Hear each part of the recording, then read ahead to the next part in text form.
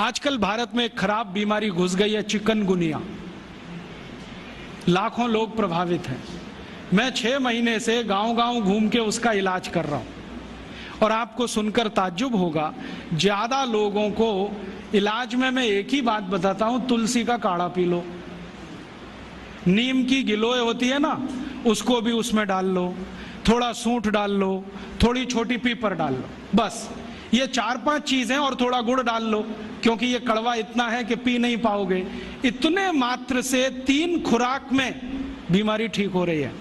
और जो एलोपैथी से कर रहे हैं ना, बोवेरॉन के 3-3 इंजेक्शन ठोक दो, डाइक्लोफेनेक दे दो और पैरासीटामोल भी दे दो, जो तुम्हारे पास है सब दे दो। 20-20 दिन से बिस्तर में पड़े तड़प रहे हैं, 20-20 दिन से। अभी आज मैं आया भीलवाड़ा से, और आने का देरी का कारण भी यही है कि वहां 1 लाख लोग चिकनगुनिया से पीड़ित हैं। वहां डॉक्टर आते हैं, राजीव भाई जरा बताओ ना। मैंने कहा अपना इंजेक्शन खुद क्यों नहीं ठोक लेते? कहते हमें मालूम है इसके साइड इफेक्ट क्या है, तो पेशेंट को क्यों नहीं बताते? इतने हरामखोर हो, तुम्हें मालूम है कि इसका साइड इफेक्ट क्या है? वोवेरॉन लगाएंगे तो क्या होने वाला है? मुंह में छाले हो जाएंगे, गले में छाले हो जाएंगे, अल्सर भी हो सकता है, तुम जानते हो, फिर पेशेंट को क्यों नहीं बताते? ये हरामखोरी तुम में कहां से आ गई? अपने को इंजेक्शन ठोकोगे नहीं, उसको ठोकते जाओ, तुम्हें मालूम नहीं है ठीक नहीं होगा। फिर पैरासीटामोल देते जाओ, डाइक्लोफेनेक देते जाओ, नोवलजिन के इंजेक्शन लगाते जाओ, और दुर्भाग्य से एलोपैथी ने ये सब नाम 20 साल पहले बैन कर दिए। वो कहते हैं डाइक्लोफेनेक खराब है, पैरासीटामोल तो और भी खराब है, नोवलजिन तो 1984 से बैन है यूरोप में और अमेरिका में, वही इंजेक्शन यहां ठोक रहे हैं लगातार। दुष्परिणाम है कि मरीज ठीक ही नहीं हो रहे। और मैं आपको मेरा अपना तजुर्बा बताता हूं। आप में से कुछ विद्यार्थी होम्योपैथी के हैं, आप जानते हैं कि होम्योपैथी की बहुत सारी दवाएं आयुर्वेद से ही निकली।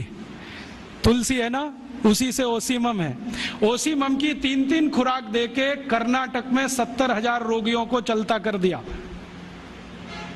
और वो 20-20 दिन से एलोपैथी खा रहे थे, रिजल्ट नहीं आ रहा है। ओसीमम 200 की 3 खुराक सफिशिएंट, और आदमी 20 दिन से तड़प रहा है बिस्तर में, न नींद आ रही है, न चैन मिल रहा है, इतनी उल्टियां हो रही हैं, बुखार उतर नहीं रहा है, सब तकलीफ है। 3 डोज दो, खत्म कहानी। मैंने उसको फिर कुछ जरूरत ही नहीं। और फिर आज स्थिति यह है कि कर्नाटक सरकार ने हमारे ये कैंपों के रिजल्ट देखने के बाद अपने डायरेक्टर्स और ज्वाइंट डायरेक्टर सबको लाइन से लगा दिया, जाओ राजीव दीक्षित के पास, सीखो उससे वो क्या दे रहा है और रिजल्ट क्यों आ रहे हैं। हमने 70,000 पेशेंट को दवा दी, 6 मरे, और उन्होंने 1,22,000 को दी, उसमें से मुश्किल से 6 बचे। ये कर्नाटक का हाल है। कर्नाटक में चिकनगुनिया इतना बुरी तरह से फैला है, कोई गांव नहीं बचा जहां चिकनगुनिया ना हो। मेरी तो स्थिति यह है कि कार्यकर्ता कम पड़ गए, डॉक्टर कम पड़ गए। अगर मेरे पास 1,000-2,000 डॉक्टर होते तो हम कर्नाटक के उन लाखों लोगों को बचा लेते जो मर गए पिछले 6 महीने। महाराष्ट्र में भी यही है। रिजल्ट मिलते हैं उन दवाओं से, तो भरोसा क्यों नहीं करें उनके ऊपर? ओसीमम तो तुलसी में से ही बनी है भाई, और तो क्या है, डाइल्यूशन फॉर्म में है, बस इतना ही तो है। और तुलसी का काढ़ा समझ लो मदर टिंचर फॉर्म है उसका, तो काढ़ा दे दो तो समझ लो मदर टिंचर दे दिया, और पोटेंसी में दिया तो डाइल्यूट करके दिया। और आप जानते हैं कि ये आयुर्वेद का ही सिद्धांत है कि औषधि की मात्रा जितनी कम रखो, असर उतना ही अधिक है। होम्योपैथी तो इसी पे काम करती है। तो अपने विज्ञान में दम तो है, अपनी विद्या में दम तो है, बस इसका प्रचार करने की बात है। प्रचार कौन करेगा? आप करेंगे। और इसका सबसे सरल तरीका है वॉक एंड टॉक।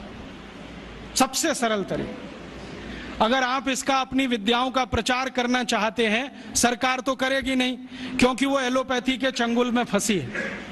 हमारी सरकार के 2 मंत्रियों का तो मेरा तजुर्बा है पिछले 6 साल में।